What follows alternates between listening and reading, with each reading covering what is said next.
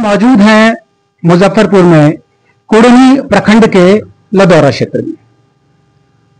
कानूनी जंग निरंतर यह प्रयास कर रहा है कि वो बिहार के सुदूर प्रदेशों में, सुदूर क्षेत्रों में जाए, उन ग्रामों में जाए और वहां की विकास की स्थिति को देखे, वहां की समस्याओं के बारे में हम लोग जानकारी लें। पंचायती राज के अंतर्गत सबसे बेहतरीन तरीका यह है कि हम गांव के मुखिया को पकड़ें, क्योंकि गांव की मुखिया ही वो पहला व्यक्ति है जो कि राजनीतिक सीढ़ी होती है।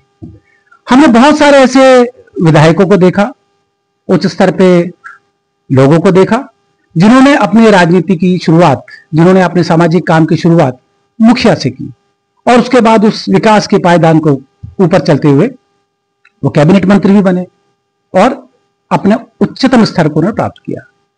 तो आज हम यहां पर मौजूद हैं, हम यहीं पर मुखिया जी से चर्चा करेंगे, बातचीत करेंगे, यहाँ की समस्याओं के बारे में ही बात करेंगे। मुखिया जी, मेरा निवेदन है कि सबसे पहले आप अपना परिचय देंगे ताकि हमारे दर्शक आपके बारे में जान सकें। लदौरा पंचायत के मुखिया प्रतिनिधि तेसामुल हक उर्फ मलमल जी। जी जी, समझे। यहाँ जो हमसे 20 साल से, 24वां साल, 20 साल से 24वां चल रहा है, जो हमारे क्षेत्र में, जो लदौरा पंचायत में बहुत विकास नहीं हुआ था, तब जनता के सेवा के लिए मैं जनता चुना जी। तो हमने रोड, रास्ता सब बनाया, नली गली। अब आगे मेरा भविष्य है, जो हम नाला उला नहीं है मेरे पंचायत में, तो हम आगे नाला के काम और जो छोटा फूटा रोड है जिसका आगे काम कराएंगे। मुखिया जी, आपने तमाम बातों को बड़े सिलसिलेवार तरीके से बता दिया, लेकिन मेरा ये विचार है, मैं आपसे जानना भी चाहूंगा कि ऐसे कौन से कारण थे जिसके कारण आप राजनीति में आए, आप इस क्षेत्र में आए? लेकिन यहाँ पहले जो नेता थे ना, जो मुखिया थे या कोई, वो गांव का जनता का नहीं सुना, हमने सबका सुनता है। जो भी आए, कोई भी काम हम तुरंत कर देते, दौड़ाने वाले काम नहीं करते हैं। इसलिए जनता हमसे खुश भी है, जनता का जो भी काम होता है हम कर देते हैं। तो यहाँ की समस्याओं को देखते हुए और पूर्व मुखिया के जो भी काम थे उनको देखते हुए यहाँ की जनता ने इनको चुना है। मुखिया जी, एक और बात मैं जानना चाहूंगा, थोड़ा विस्तार से आप मुझे बताएं कि जब आपने अपना कार्यभार संभाला, जब आपको जिम्मेदारी मिली, तो कौन कौन सी ऐसी बड़ी समस्याएं थी जिनका कि आपको लगा कि पहले निदान किया जाना चाहिए? ऐसा समस्या था यहाँ की, बहुत लोग के भाई भाई में 65 साल से नहीं आती था उसका फरिया, लोग को चलने का रोड नहीं था। वो ग्रामीण से कह के राज्यपाल के नाम से स्टाम्प निकाल को सबको एग्रीमेंट करा के रोड बनाने का काम किया। आगे भी वही करेंगे। जहाँ भी मेरा दलित टोला हो, चाहे रायजी टोला हो, चाहे मुसल, जहाँ भी हमको देते हैं या किसी कास्ट का, हम यहाँ जाति पाति करते हैं, जो भी आते हैं सबको काम करते हैं। वोट दिया तो भी या न भी दिया, सबको हम एक समान काम करते हैं।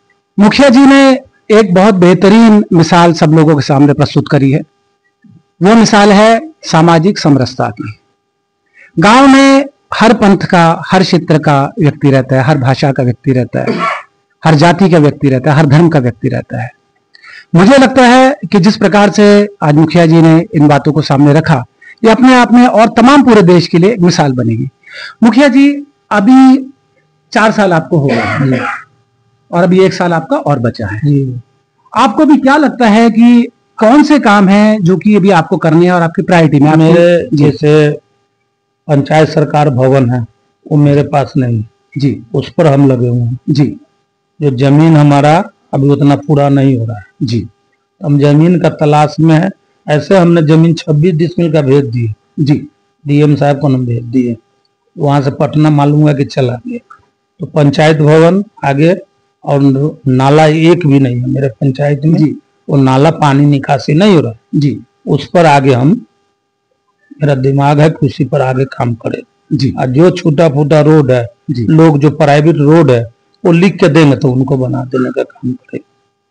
बहुत बेहतरीन बात। देखिए, अभी भविष्य के कई सपने हैं जो कि अपनी आंखों में संजो के रखे हैं मुखिया जी ने, और हमारा पूरा विश्वास है कि इनको पूरा पूरा सहयोग मिलेगा। मुखिया जी, एक और सवाल मैं जानना चाहता हूँ। 1992 में जब ये 73वां संविधान संशोधन किया गया, जिसमें कि पंचायत को ज्यादा से ज्यादा शक्ति दी गई, इसको बाकायदा एक संवैधानिक स्वरूप दिया गया, और उसके बाद पूरे देश की जो पंचायती स्थिति है बहुत परिवर्तन हो, बहुत उनको क्षमताएं दी गई, बहुत सारी ताकत दी गई, बहुत सारे उनको अधिकार दिए गए। आपको क्या लगता है कि जो यहाँ की राज्य सरकार है, हम अभी मंत्री जी से मिलकर आए, केदार प्रसाद गुप्ता जी से मिलकर आए, जो कि पंचायती राज के मंत्री हैं, आपको इसमें क्या लगता है कि पूरा पूरा सही हो गया, पूरी निधि आप लोगों को यहाँ पे मिलती है पूरे विकास के लिए, या किसी प्रकार की कोई अड़चन आती है क्या? नहीं, जो हमारे पंचायती राज है मंत्री है वो हमारे साथ तो भेदभाव नहीं किए हैं। जो भी उनको काम हम बोले हैं वो हमको कर दिए हैं। अब आगे को तो नहीं जानते, हम अपने पंचायत को नहीं जानेंगे जी, हमारे साथ वो भेदभाव नहीं किए जी। हमको भी सरकार के द्वारा नली गली का पैसा वो हमको दिए हैं जी, जिससे हम रोड ढाल दिए। जो 25 साल पीछे बना हुआ था वो रोड सबको बनाया, किसी पर नहीं बना हुआ था वो रोड बना। क्या बात, बहुत अच्छा। अब जो बचा हुआ है जी, अगर सरकार मेरी पैसा फिर अमाउंट आए, पैसा आ जाएगा फिर हम वही काम करेंगे जी। तो देखिए, किसी भी देश को यदि सशक्त बनाना है तो हमें सबसे पहले उसकी शुरुआत गांव से करनी होगी, और इसमें कोई शक वाली बात नहीं है कि यदि गांव मजबूत बनेगा तो पूरा क्षेत्र, पूरा देश एक सशक्त और मजबूत रूप से आएगा।